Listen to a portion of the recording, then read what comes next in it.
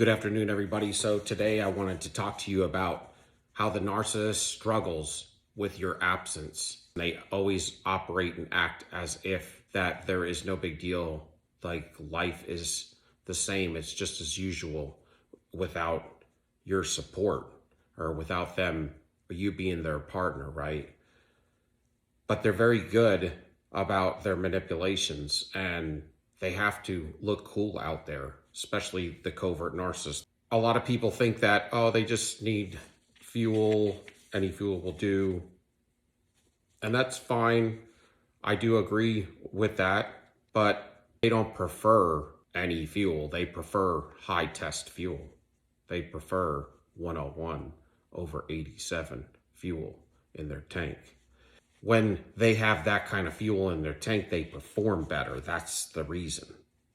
So if you were a performer like the narcissist and you constantly got crappy coaches to teach you how to perform and how to act, but then here comes along a coach that teaches you the right way, the art of performing, then you will see when you get out there on stage to perform or in that movie that a lot more people come to see it. It increases revenue.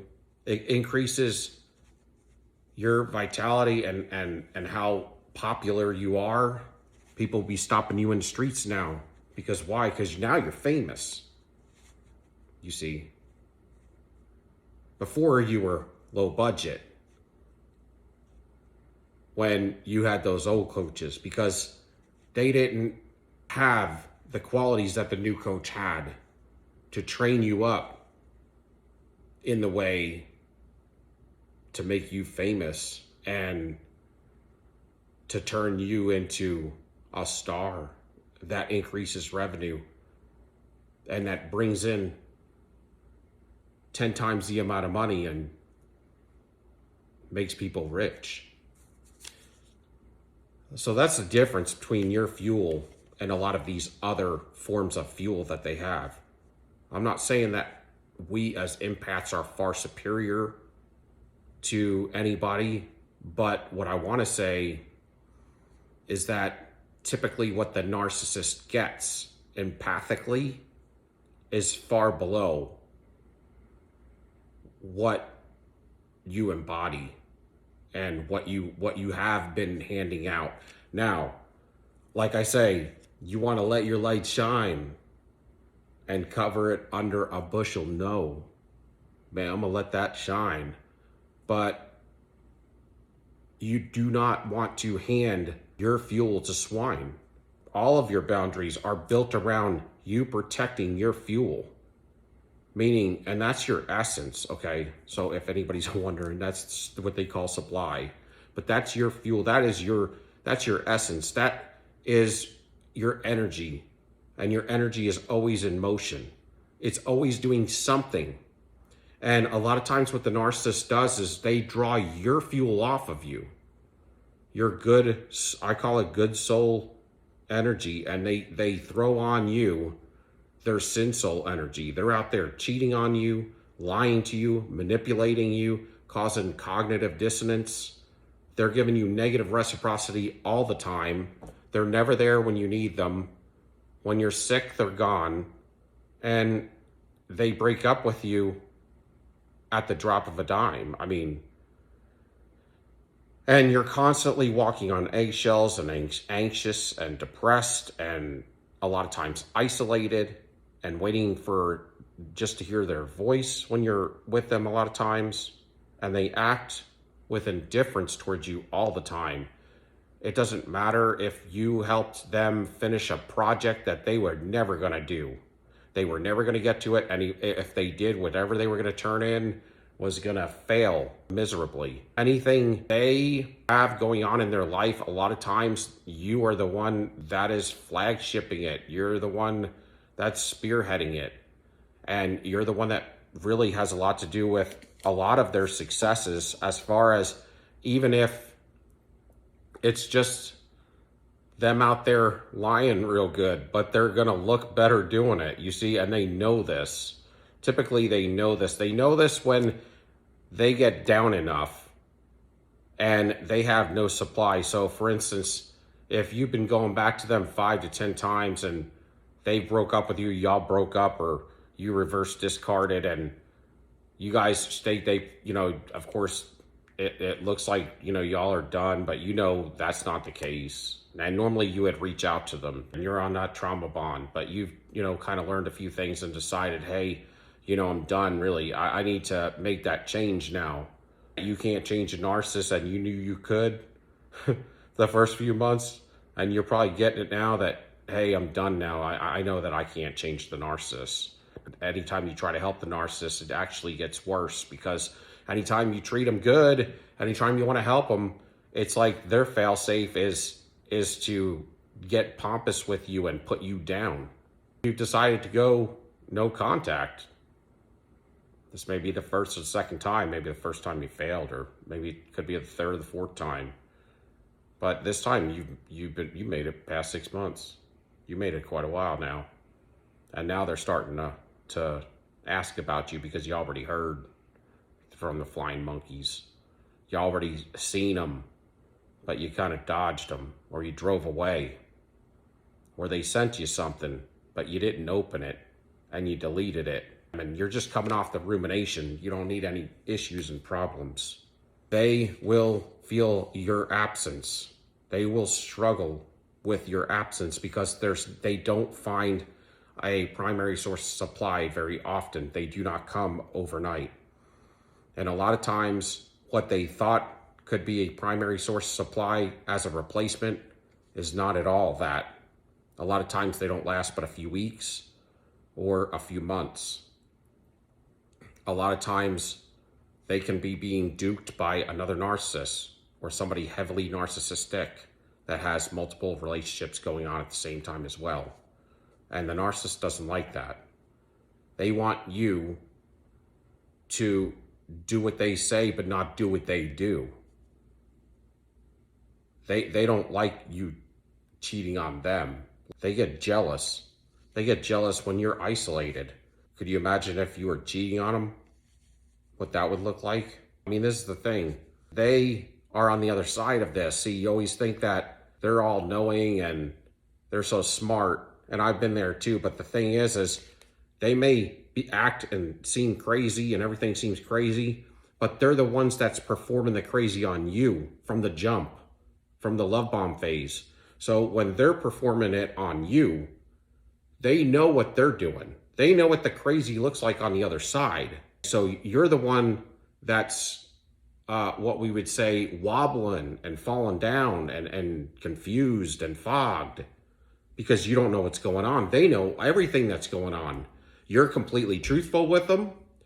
You're there at their beck and call. You're giving them awesome fuel, and all they're doing is continually knocking you down.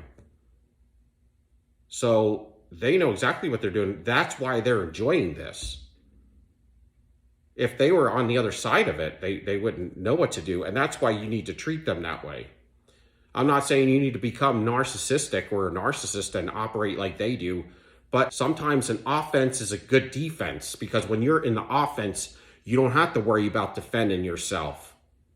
An army that is chasing down another army while that army is running and you're destroying them, and you're able to shoot them while they're running. They're everything's facing the other way. They're just trying to get the hell out of there. That's what you need to do with the narcissist. Instead of being always, how can I protect myself? You do want to protect yourself, but you can also do it with protective offenses. Like continue with no contact forever. And let them get confused, you see. It's not something like, I'm not telling you to go try to play with them and manipulate them. But I'm saying continue with your no contact, damn it. It's time to go no contact for life. And I get that. I'm just trying to strengthen you here, because when you go no contact for life, now at a certain point in time, 6-8 months down the road, it doesn't happen in 3 months. They have enough supply for that. Even if it's crappy. It's when you get 6, 8 months down the road and you haven't talked to them and you don't care and you treat them with no difference when they see you. Keep it moving. Treat them just like a stranger, man, or act like they don't even exist. When you get to that point, now, you see, they're always working off leverage. I always say, you got that bar, you could pick up a car with a bar with the right leverage. They're always working with the leverage, and you're the one that's you're the one with nothing. This is your leverage. Get 6, 8 months down the road and see what happens. See what they look like. They're going to be anxious. They're going to be depressed. They're going to be ruminating because they don't know what you're doing, and you've always been in their pocket. But now they're starting to question it because it's been a long time and they've done some soft hoovers to you and they failed. So now they're starting to have to get a little bit harder on the hoovering. They may have, discarded you, or you discarded yourself, or whatever. It doesn't matter. At some point in time, you get your power back, especially when you get to the 6-month mark, because also now the rumination's coming off.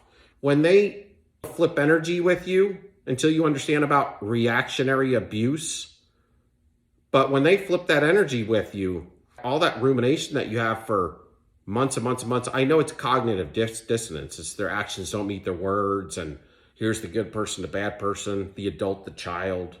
You're their mother or father figure, and then their boyfriend, girlfriend, whatever, spouse, whatever. But when they keep switching that energy with you, you know what they're doing? They're taking your sanity and they're walking around to some degree with your sanity. That's why your fuel is so special, because your fuel is sane and it's legit. And that's the best kind of fuel you can get, is truthful fuel that's sane and legit. It gives them some form of sanity to work with, because that's your fuel that they stole from you. And when they throw that fuel on you, like I said yesterday, you're like a capacitor. A capacitor is something you plug it in, and when you unplug it, and you could throw the plug away, that capacitor is a battery now.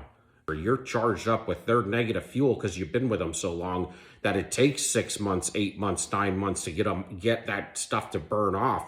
And they know they got to come back, because they're losing that sanity fuel from you and you're getting it back. They know at 6 months they can't find somebody at your caliber. They know at 6 months that it was your fuel that was making them successful. It was your fuel that built their army of flying monkeys, because your fuel gave them charisma.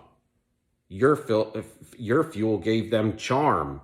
Your fuel gave them some sort of peace so they could go out there and kind of look good. But now they're flipping out on people, man. They don't have good supply. It's hit and miss with them. They're running around having sex with a bunch of random people trying to get them reeled in, and they're having a tough time doing it. They're exhausted. You need to continue with your healing, because they're fake. And fake is only an imitation of what's real, and you're real. And that's why they take your fuel, because they need a primary source of supplies, fuel, and a primary source of supplies gotta be real, y'all. Because it makes them look real. It convinces people that they're real. This is a spiritual thing, y'all. I mean, it's a psychological and a spiritual thing, but that mask that they wear after stealing your fuel, it looks like it's got truth on it. And people believe it. To where before they'd be like, they're a fake, they're a phony, they're a manipulation. They're just a copy. They're not the original. That's what they would normally say. But now they're looking at them like, yo, I mean, people are believing them, because it's your fuel they've been taking from you. It's your blood, sweat, and tears. And while they're gone, you're cleaning up after them. You're making them look good. You're making them successful. A fake ain't clutch. When they have fake supply, they're fake and they get fake supply. Somebody who acts and operates fake and is fake, it doesn't work real well for their mask. It's just changing what their fake energy looks like to their supply fake energy. Now they're going to wear a big deal. That's not an upgrade. It's you. It's you. And that's why God gave you the opportunity to become that chosen black sheep empath that grew up in the family and didn't get cursed with the disease, to break this thing once and for all. So do what you do, but know that the fake will break under pressure. You ever see something that's a fake copy of something? It ain't near as good as the real deal. A fake pair of Gucci sunglasses ain't the same as the real ones. They break easy. They break under pressure. They break under stress. Skilled labor didn't build it. They didn't cost so much because nobody took the time and bought the right pieces, the quality pieces that it took to put them together. The fake is not kind. The fake doesn't come with a warranty, and the fake does not stick around in times of pressure, in times of struggle. When the road gets tough, the fake leave. When you get sick, when you get hurt, when you need a hand and you need $1, when you've been supplying all the relationship for them, they're gone. So if you can give me a like, continue with your healing, continue with no contact, because you got this. Love y'all. Peace, we out.